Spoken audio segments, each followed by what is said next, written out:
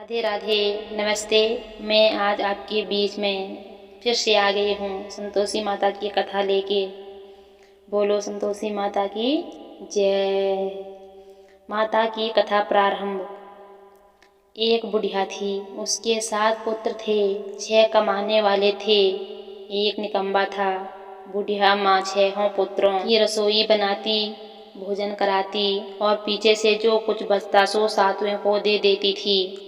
परंतु वह बड़ा भोला भाला था, मन में कुछ विचार न करता था। एक दिन अपनी बहू से बोला, देखो मेरी माता का मुझ पर कितना प्यार है। वह बोली, क्यों नहीं, सबका जूठा बचा हुआ तुमको खिलाती है। वह बोला, भला ऐसा भी कहीं हो सकता है? मैं जब तक आंखों से न देखूं मान नहीं सकता। बहू ने हंसकर कहा, तुम देख लोगे तब तो मानोगे। कुछ दिन बाद बड़ा त्योहार आया। घर में 7 प्रकार के भोजन और चूरमा के लड्डू बने। वह जांचने को सिर दर्द का बहाना कर पतला कपड़ा सिर पर ओढ़कर रसोई घर में सो गया और कपड़े में से सब देखता रहा। 6 भाई भोजन करने आए। उसने देखा माँ ने उनके लिए सुंदर सुंदर आसन बिछाए हैं, 7 प्रकार की रसोई परोसी है। वह आग्रह करके जिमाती है। वह देखता रहा। 6 भाई भोजन करके उठे, तब माता ने उनकी जूठी थालियों में से लड्डुओं के टुकड़ों को उठाया और एक लड्डू बनाया। जूठन साफ कर बुढ़िया माँ ने पुकारा, उठो बेटा, 6 भाई भोजन कर गए, अब तू ही बाकी है, उठना कब खाएगा। वह कहने लगा, माँ मुझे भोजन नहीं करना, मैं परदेश जा रहा हूँ। माता ने कहा, कल जाता हो तो आज ही जा। वह बोला, हाँ हाँ आज ही जा रहा हूँ। यह कहकर वह घर से निकल गया। चलते समय बहू की याद आई। वह गौशाले में कंडे थाप रही थी। वहीं जाकर उससे बोला,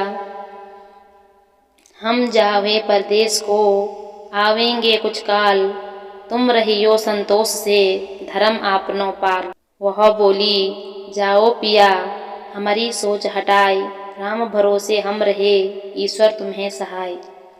दो निशानी आपनी, देख धरो में धीर, सुधि हमारी मत बिसारियो, रखियो मन गंभीर। वह बोला, मेरे पास तो कुछ नहीं, यह अंगूठी है, सो ले और अपनी कुछ निशानी मुझे दे।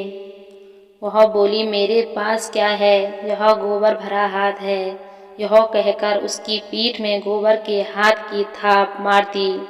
वह चल दिया। चलते चलते दूर देश में पहुंचा। वहां पर एक साहूकार की दुकान थी। वहां जाकर कहने लगा, भाई मुझे नौकरी पर रख लो। साहूकार को जरूरत थी, बोला, रह जा। लड़के ने पूछा, तनख्वाह क्या दोगे? साहूकार ने कहा, काम देकर दाम मिलेंगे। साहूकार की नौकरी मिली। वह सवेरे 7 बजे से रात तक नौकरी बजाने लगा। कुछ दिनों में दुकान का सारा लेन देन, हिसाब किताब, माल बेचना, सारा काम करने लगा। साहूकार के 7-8 नौकर थे, वे सब चक्कर खाने लगे। यह तो बहुत होशियार बन गया है।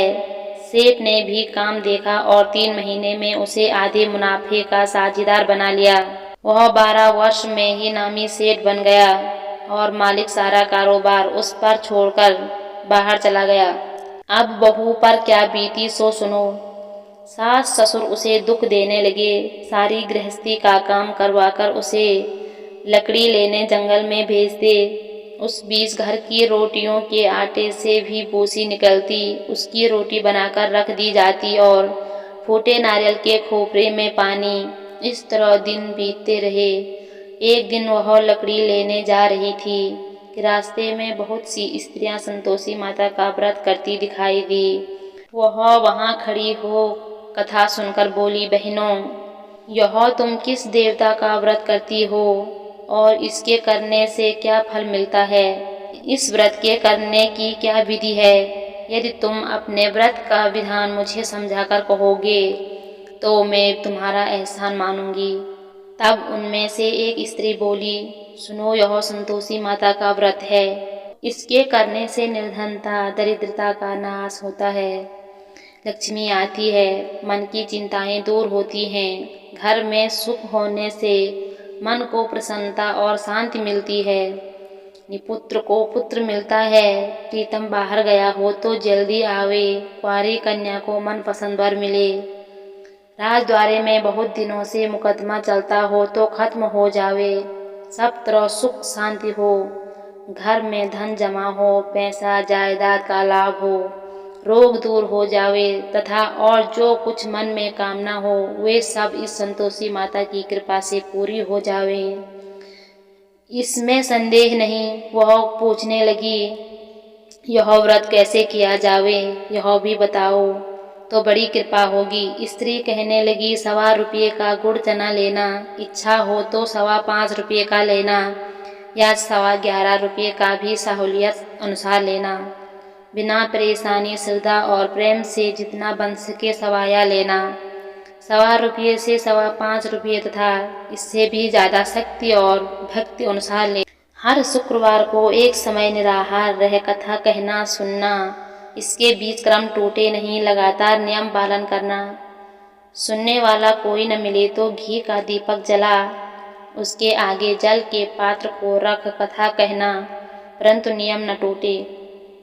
जब तक कार्य सिद्ध न हो नियम पालन करना और कार्य सिद्ध हो जाने पर ही व्रत का उद्यापन करना। 3 मास में माता फल पूरा करती है। यदि किसी के खोटे ग्रह हो तो माता 1 वर्ष में अवश्य कार्य को सिद्ध करती है। कार्य सिद्ध होने पर ही उद्यापन करना चाहिए, बीच में नहीं। उद्यापन में 2.5 सेर आटे का खाजा तथा इसी परिमाण से खीर तथा चने का साग करना। 8 लड़कों को भोजन कराना। जहाँ तक मिले देवर जेठ भाई बंधु कुटुंब के लड़के लेना, न मिले तो रिश्तेदारों और पड़ोसियों के लड़के बुलाना, उन्हें भोजन कराना, यथाशक्ति दक्षिणा दे। माता का नियम पूरा करना।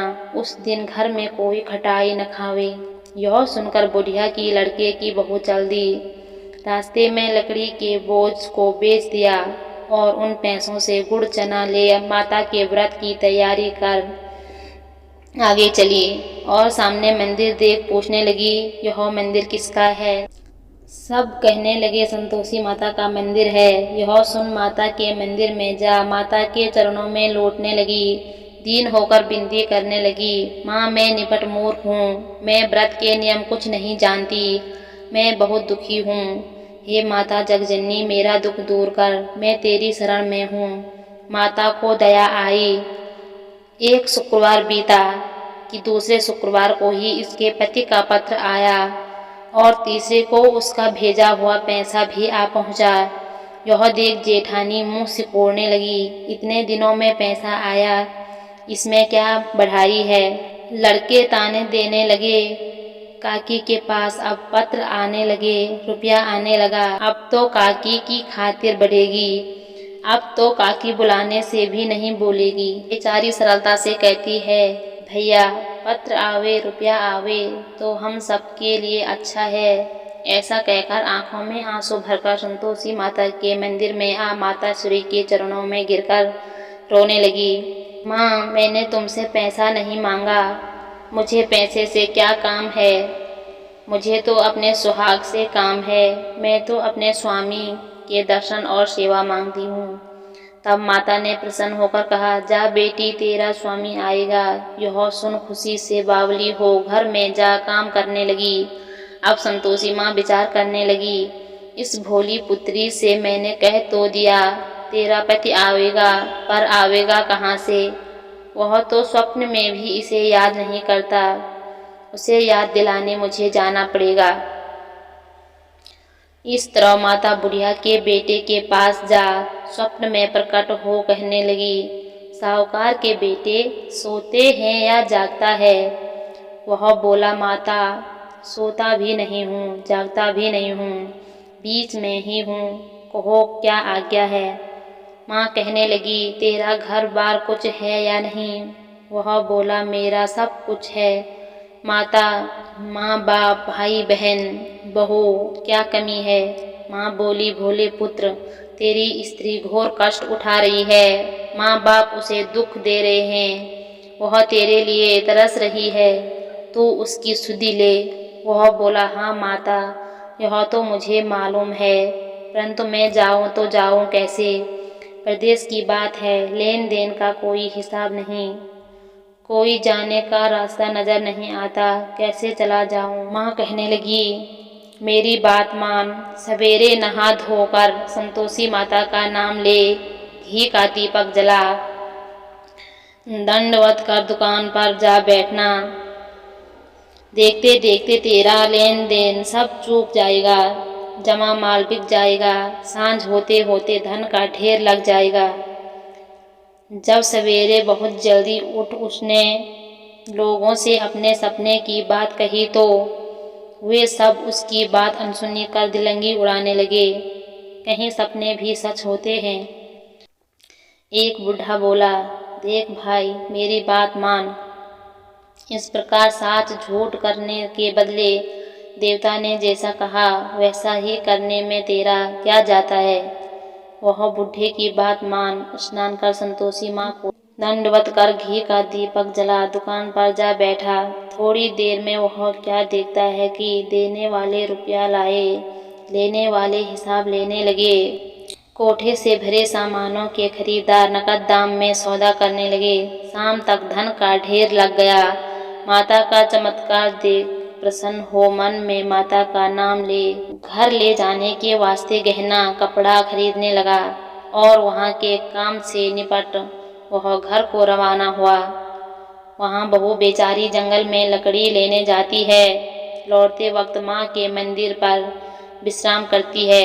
वह तो उसका रोजाना रुकने का स्थान था। दूर से धूल उड़ती देख वह माता से पूछती है, हे माता, यह धूल कैसी उड़ रही है? माँ कहती है, हे पुत्री, तेरा पति आ रहा है, अब तू ऐसा कर, लकड़ियों के 3 बोझ बना ला, एक नदी किनारे रख, दूसरा मेरे मंदिर पर और तीसरा अपने सिर पर रख।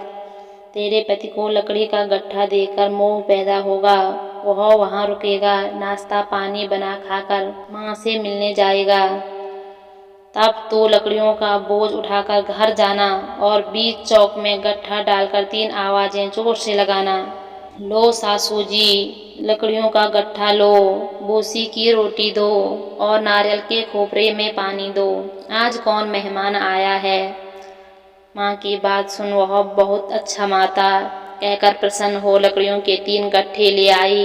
एक नदी तट पर, एक माता के मंदिर पर रखा। इतने में ही एक मुसाफिर आ पहुंचा। सूखी लकड़ी देख इसकी इच्छा हुई कि अब यहीं विश्राम करें और भोजन बना खाकर गांव जाए। इस प्रकार भोजन बना विश्राम कर वह गांव को गया, सबसे प्रेम से मिला। उसी समय बहू सिर पर लकड़ी का गट्ठा लिए आती है। लकड़ी का भारी बोझ आंगन में डाल जोर से 3 आवाज देती है, लो सासू जी, लकड़ी का गट्ठा लो, बूसी की रोटी दो, नारियल के खोपरे में पानी दो, आज मेहमान कौन आया है? यह सुनकर सास बाहर आ अपने दिए हुए कष्टों को भुलाते हुए कहती है, बहू, ऐसा क्यों कहती है? तेरा मालिक ही तो आया है, आप बैठ मीठा भात खा, भोजन कर, कपड़े गहने पहन। इतने में आवाज सुन उसका स्वामी बाहर आता है और अंगूठी देख व्याकुल हो माँ से पूछता है, माँ, यह कौन है? माँ कहती है, बेटा, यह तेरी बहू है, आज 12 वर्ष हो गए, तू जब से गया है तब से सारे गांव में जानवर की तरह भटकती फिरती है, काम काज घर का कुछ करती नहीं, 4 समय आकर खा जाती है। अब तुझे देकर बूसी की रोटी और नारियल के खोपरे में पानी मांगती है। वह लज्जित हो बोला, ठीक है माँ, मैंने इसे भी देखा है और तुम्हें भी देखा है, अब मुझे दूसरे घर की ताली दो तो उसमें रहूं। तब माँ बोली, ठीक है बेटा, तेरी जैसी मर्जी, कहकर ताली का गुच्छा पटक दिया। उसने ताली ले दूसरे कमरे में जो तीसरी मंजिल के ऊपर था खोलकर सारा सामान जमाया। एक दिन में ही वहां राजा के महल जैसा ठाट बाट बन गया। अब क्या था, वे दोनों सुखपूर्वक रहने लगे। इतने में अगला शुक्रवार आया। बहू ने अपने पति से कहा, मुझे माता का उद्यापन करना है। पति बोला, बहुत अच्छा, खुशी से करो। वह तुरंत ही उद्यापन की तैयारी करने लगी। जेठ के लड़कों को भोजन के लिए कहने गई। उसने मंजूर किया, परंतु पीछे जेठानी अपने बच्चों को सिखलाती है, देखो रे, भोजन के समय सब लोग खटाई मांगना, जिससे उसका उद्यापन पूरा न हो।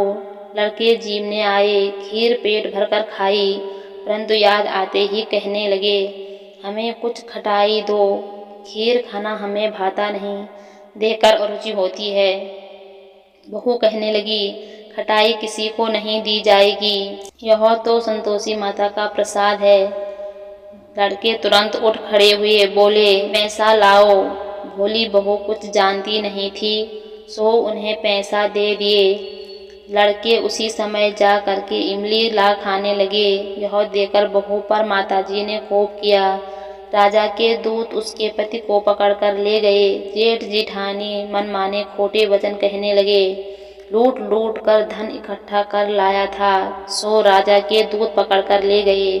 अब सब मालूम पड़ जाएगा जब जेल की हवा खाएगा।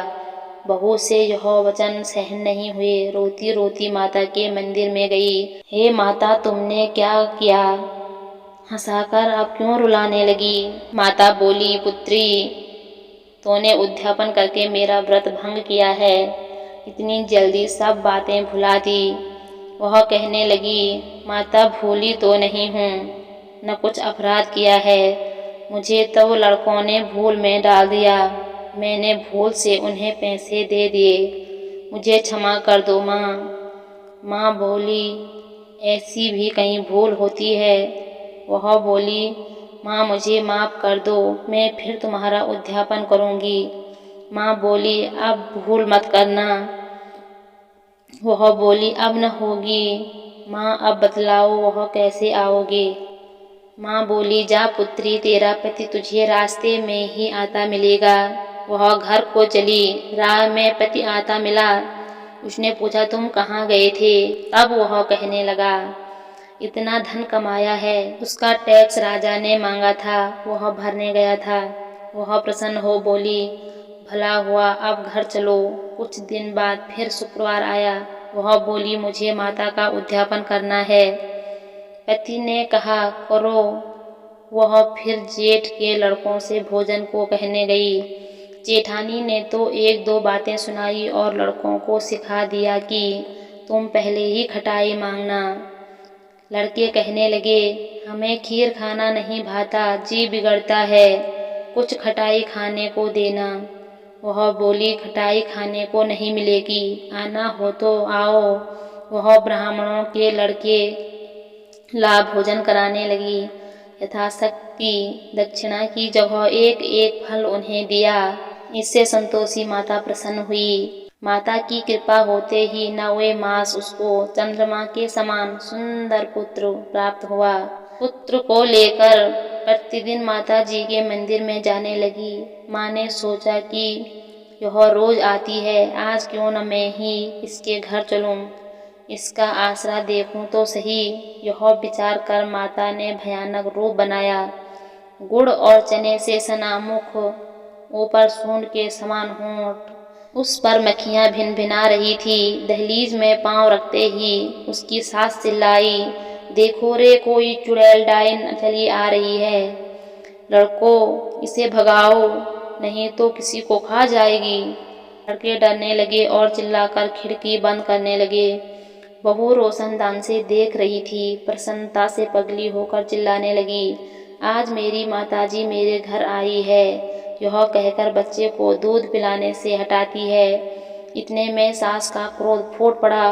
बोली, इसे देखकर कैसी उतावली हुई है, जो बच्चे को पटक दिया। इतने में माँ के प्रताप से जहाँ देखो वहीं लड़के ही लड़के नजर आने लगे।